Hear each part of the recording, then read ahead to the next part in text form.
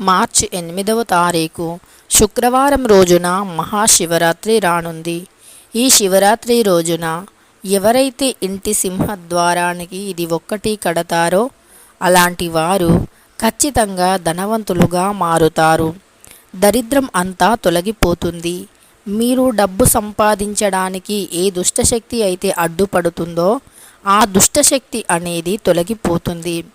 ముఖ్యంగా అందరికీ కూడా ప్రధాన ద్వారమే ఖచ్చితంగా ప్రధానంగా భావించబడుతుంది. ఎవరి ప్రధాన ద్వారం అయితే శివరాత్రి రోజు ఇది కట్టి ఉంటుందో అలాంటి ఇంట్లోకి ఖచ్చితంగా లక్ష్మీదేవి అలానే సకల దేవతల యొక్క అనుగ్రహం అనేది కలుగుతుంది. అలానే ఎవరి ఇంటికి ఇది కట్టి ఉంటుందో అలాంటి ఇంటికి దృష్టి దోషం అనేది అసలు ఉండనే ఉండదు. అంతేకాదు మీ జాతకం అనేది మారిపోతుంది. దరిద్రం అనేది తొలగిపోతుంది. అంతేకాదు కోటి జన్మల పుణ్యం కూడా లభిస్తుంది. కోటీశ్వరులుగా మారడానికి అవకాశం కూడా ఉంటుంది.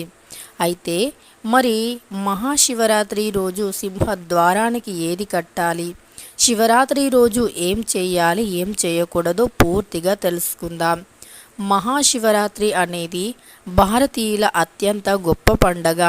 మహాశివరాత్రి రోజు శివుడి భక్తులు అంతా కూడా రకరకాల శివాలయానికి వెళ్ళి శివ దర్శనం చేసుకొని కుదిరితే శివాభిషేకం చేసుకొని తాము జన్మ ధన్యమైందంటూ భావిస్తూ ఉంటారు.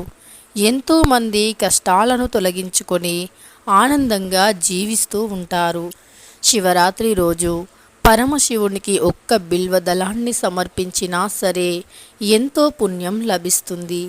ఎక్కడో లైన్లో నిలబడి ఒక్క బిల్వదళాన్ని శివలింగంపై విసిరినందుకే ఎంతోమంది భక్తులు తమ జీవితంలో నుండి కష్టాల నుండి బయటపడి ఆనందంగా జీవించినట్లు పురాణాలు వివరిస్తున్నాయి.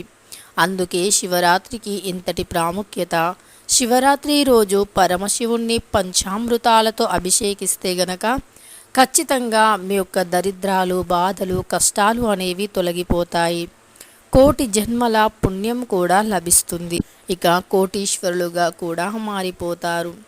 సకల దరిద్ర బాధల నుండి బయటపడతారు. సంతోషంగా జీవిస్తారు. మరి శివరాత్రి రోజు ఏం చేయాలో ఏం చేయకూడదు అంటే శివరాత్రి రోజు ఖచ్చితంగా సూర్యోదయానికంటే ముందే నిద్ర లేవాలి. ఇల్లు వాకిలి ఖచ్చితంగా శుభ్రం చేసి ఇల్లంతా కూడా సాంబ్రాణి ధూపం వేయాలి. ఇలా సాంబ్రాణి ధూపం వేయటం వల్ల ఇంట్లో ఉండే నెగిటివ్ ఎనర్జీ ఏదైతే ఉందో అది బయటికి వెళ్ళిపోతుంది.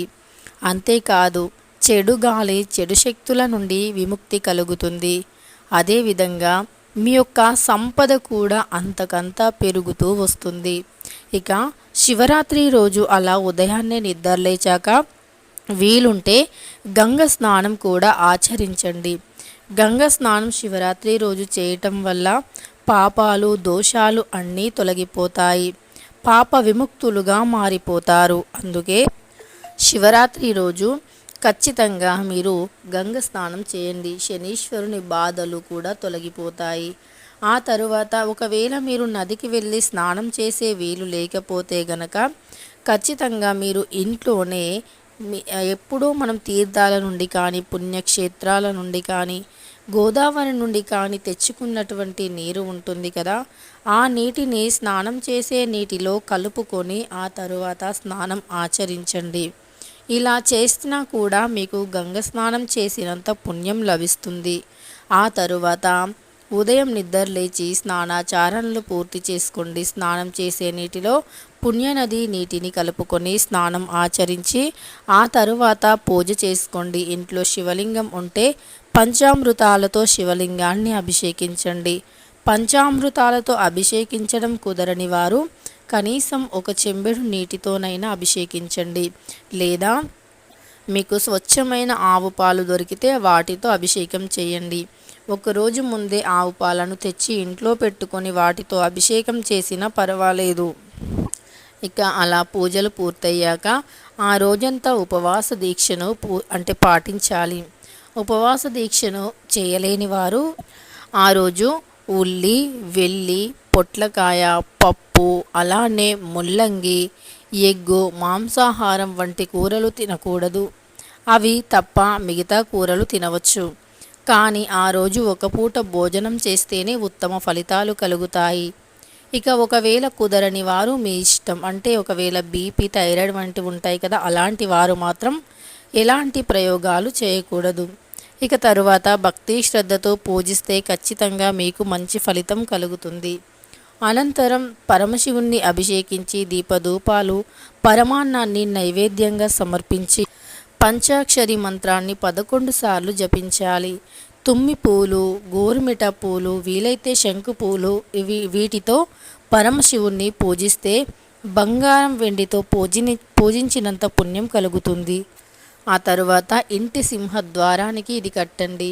ఏది అంటే ముందుగా ఒక ఎర్రని వస్త్రాన్ని తీసుకోండి. ఎరుపు రంగు వస్త్రం లక్ష్మీదేవికి చాలా ఇష్టం.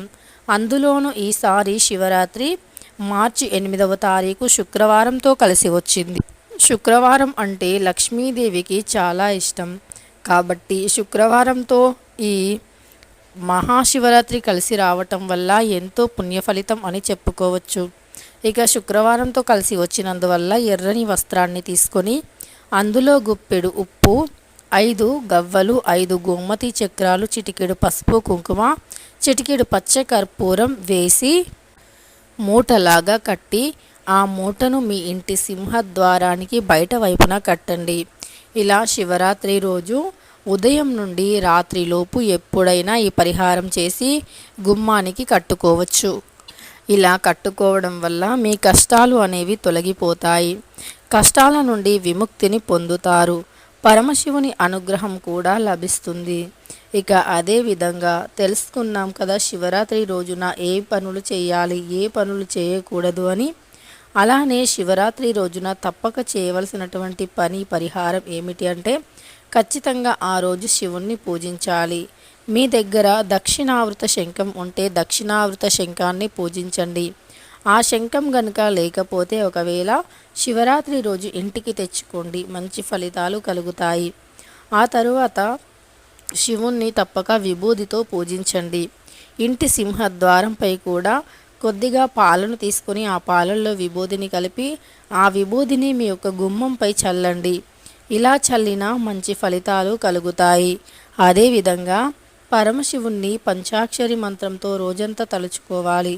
అంటే ఓం నమః శివాయ అనే మంత్రంతో రోజంతా కూడా తలుచుకుంటూ ఉన్నా మంచి పుణ్యం కలుగుతుంది. ఈ విధంగా సింహద్వారానికి ఇది కట్టడం వల్ల ఇంట్లోకి ఏ చెడు శక్తులు రావు.